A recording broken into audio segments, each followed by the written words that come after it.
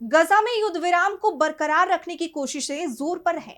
अमेरिकी राष्ट्रपति Donald Trump की शांति योजना का पहला चरण लागू होने के बाद अब दूसरे चरण के लिए भी तैयारियां शुरू हो गई हैं, जिसके तहत गजा में अंतर्राष्ट्रीय सैनिकों की तैनाती होगी।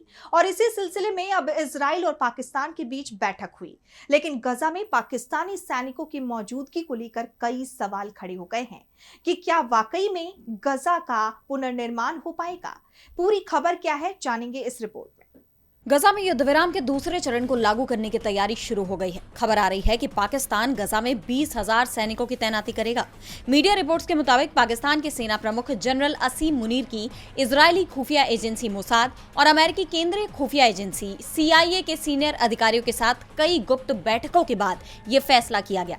दरअसल अमेरिकी राष्ट्रपति डोनाल्ड ट्रंप के गजा शांति प्रस्ताव के तहत दूसरे चरण में इस क्षेत्र को दोबारा बसाने का काम शुरू होगा। पश्चिमी देशों की निगरानी में इसका पुनर्निर्माण होगा और इसके लिए अंतर्राष्ट्रीय सुरक्षा बलों की तैनाती की जाएगी।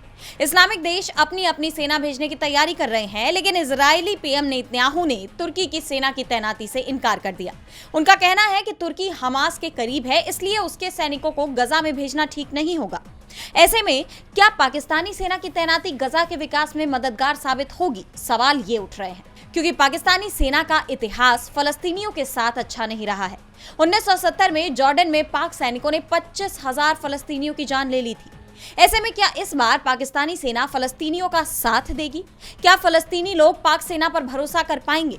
और सबसे बड़ी बात तो यह है कि ट्रंप के गजा प्लान का समर्थन करने के खिलाफ पाकिस्तान की जनता ने जमकर प्रदर्शन किया था। ऐसे में अगर अब भी शहबाज सरकार इस प्रस्ताव को लेकर आगे बढ़ रही है, तो क्या पाकिस्तान की जनता को यह मंजूर होगा? यानी इस एक फैसले से गजा ही नहीं, पाकिस्तान में भी अस्थिरता आ सकती है।